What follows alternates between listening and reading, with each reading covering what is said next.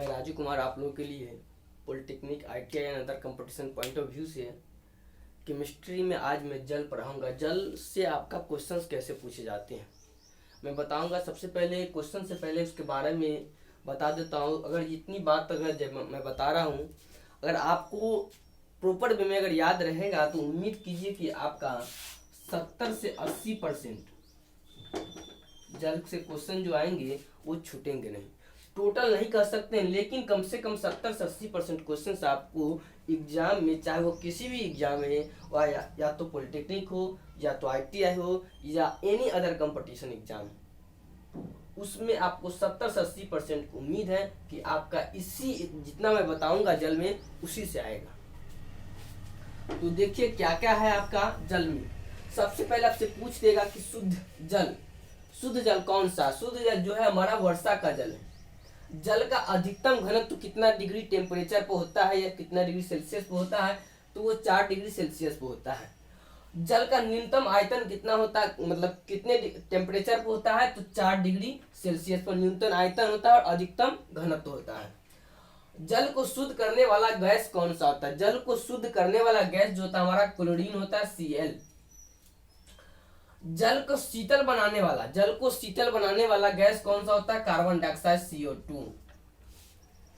फिर देखते हैं साधारण जल का सूत्र क्या होता है। जल दो प्रकार के देखे थे हमने कहीं पे, एक था H2O होता है, एक D2O होता है। तो दोनों में क्या अंतर है मैं बताऊंगा। इसको बोलेंगे साधारण जल, इसको बोलेंगे हम लोग भारी जल बोलेंगे, ठीक है। तो साधारण जल का सूत्र होता है हमारा H2O होता है। इसकी परमाणु क्या कहता है, इसका भार जो होता है हमारा 18 होता है। 18 कैसे होता है, हाइड्रोजन की परमाणु संख्या 1 होता है, ठीक है। 2 हाइड्रोजन तो 2 हो गया, और ऑक्सीजन का क्या, सॉरी, इसका मतलब वेट जो होता है हमारा 1 होता है, और ऑक्सीजन का कितना होता है, 16 होता है। 2 है तो 2 से मल्टीप्लाई कर दिए, प्लस 16 जोड़ दिए तो 18 आ गया। भारी जल का जो सूत्र होता है हमारा D2 होता है। डी का जो भार होता है वो हमारा कितना होता है, 2 होता है। 2 को 2 है तो 2 गुना 4 और 16 20 हो गया। कितना हो गया हमारा, इसका भार हो गया हमारा 20 हो गया। भारी जल का खोज 1932 में जॉर्ज यूरे ने किए थे। नाभिकीय रिएक्टर में मंदक के रूप में भारी जल का प्रयोग होता है। यानी भारी जल का आपसे पूछ देगा एग्जाम में, नाभिकीय रिएक्टर में कौन से इसका उपयोग होते हैं, तो भारी जल का उपयोग होते हैं। क्यों होते ये आपको मेन रूप से जानना नहीं है, लेकिन आपको भी हम बताएंगे अगले क्लास में। 0 से 10 डिग्री सेल्सियस पर जल को गर्म करने पर घनत्व और आयतन पर क्या प्रभाव पड़ता है। यानी अगर टेम्परेचर को 0 से 10 डिग्री तक ले जाएंगे तो क्या होगा, घनत्व क्या होगा, आयतन क्या होगा। देखिए यहाँ बता दे, तो अगर घनत्व बढ़ेगा तो आयतन क्या होगा, घटेगा। अगर आयतन बढ़ेगा तो घनत्व घटेगा। ये कंसेप्ट रखिएगा। तो घनत्व जो होता है 0 से 10 डिग्री पर ले जाने पर क्या होता है, घटता है। उसके बाद फिर क्या होता है, बढ़ जाता है, बीच में बढ़ जाता है। पहले घटेगा फिर बढ़ेगा। और उसके अपोजिट, अगर घनत्व घटा तो आयतन क्या होगा, बढ़ेगा, फिर क्या होगा, घट जाएगा। ये क्वेश्चन हुआ। अब फिर देखते हैं हम लोगों ने आगे क्वेश्चन क्या आते हैं कि जल जो होते हैं एक अस्थायी कठोरता होता है, एक होता है अस्थायी कठोरता। तो जल के अस्थायी कठोरता के कारण क्या है, दूर करने का उपाय क्या है। कारण जो है इसका जो है मैग्नीशियम कैल्शियम के क्लोराइड तथा सल्फेट लवण का घुलना होना, ये हमारा कारण हुआ। अस्थायी कठोरता का कारण, जल के अस्थायी कठोरता का कारण हुआ मैग्नीशियम कैल्शियम के क्लोराइड तथा सल्फेट लवण का घुला होना। और इसका दूर करने के उपाय हमारा ये नीचे लाइन में है। अस्थायी कठोरता को दूर करने का उपाय जल में सोडियम कार्बोनेट को मिलाना। अब फिर देखते हैं जल के अस्थायी कठोरता के कारण। अस्थायी कठोरता के कारण क्या होंगे, तो मैग्नीशियम, वहां भी मैग्नीशियम था लेकिन वहां कैल्शियम के क्लोराइड थे, लेकिन यहाँ कैल्शियम के बाइकार्बोनेट हो गया। तो ये आपको ये चीज याद रखिएगा, यहाँ पर कैल्शियम के क्लोराइड है, यहाँ पर कैल्शियम के बाइकार्बोनेट है। अस्थायी कार्बोनेट को दूर करने का उपाय क्या है, जल को खौलाना, यानी बॉइलिंग करना, यानी उबलाना, खौलाना पहला। दूसरा, जल में कास्टिक सोडा मिलाना। आपका ये 2 चीज था अस्थायी कठोरता को दूर करने का उपाय। तो जल से आपका इतना क्वेश्चन आने की पूरी संभावना है, और इसी से लमसम क्वेश्चन आपको बन जाते हैं। अब देखते हैं फिर इस पर क्वेश्चन किस प्रकार से पूछे गए हुए हैं।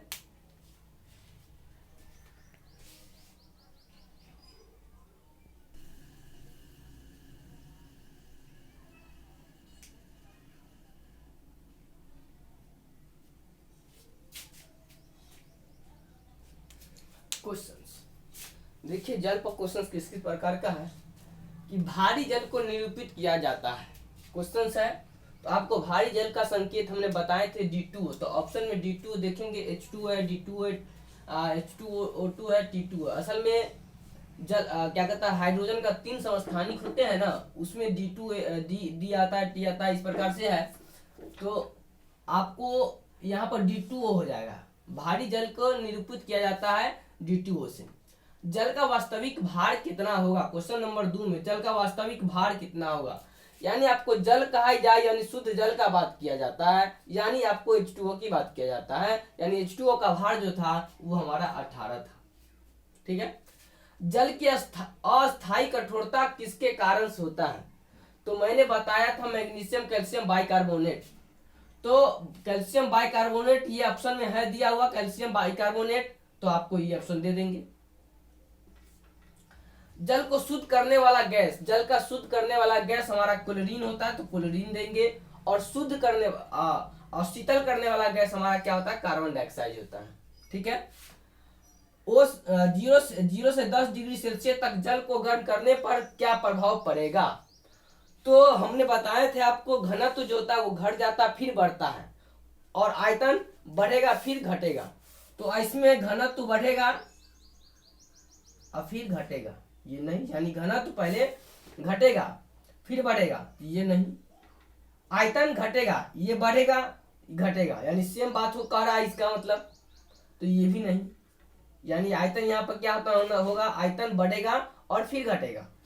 ए और बी यानी दोनों नहीं, नन ऑफ दीज। अगर 4 ऑप्शन जाता तो आप नन ऑफ दीज मार देते हैं, लेकिन हमने ये ऑप्शन दिए हैं, ये ऑप्शन में कह रहा है कि घनत्व घटेगा फिर बढ़ेगा एवं आयतन बढ़ेगा फिर घटेगा। ऑप्शन नंबर आपका यहाँ पर ही हो गया, नहीं तो अदरवाइज आपका डी नंबर ऑप्शन को मारना पड़ता। अब देखिए क्या पढ़ते हैं आगे।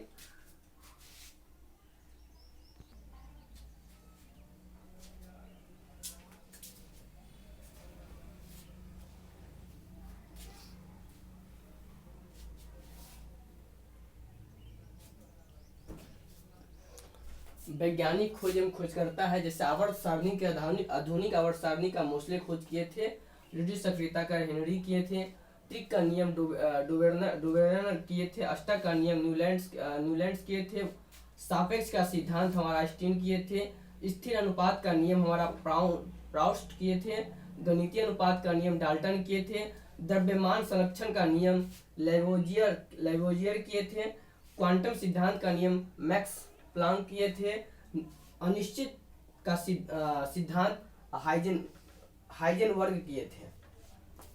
तो ये था खोज एवं खोजकर्ता। खोज एवं खोजकर्ता में मैंने अभी और बताऊंगा, अभी एक बता दिया, दूसरा फिर तीसरा, ये 3 हमने खोजकर्ता में रखे, 3 बॉक्स बनाए, एक पहला बॉक्स बता दिए, दूसरा बताऊंगा फिर तीसरा बताऊंगा। और जनरली इसी खोजकर्ता में अगर से आपको पूछा जाएगा, और जनरली आपका मेरे हिसाब से 85% इसी से आपका आ जाएगा।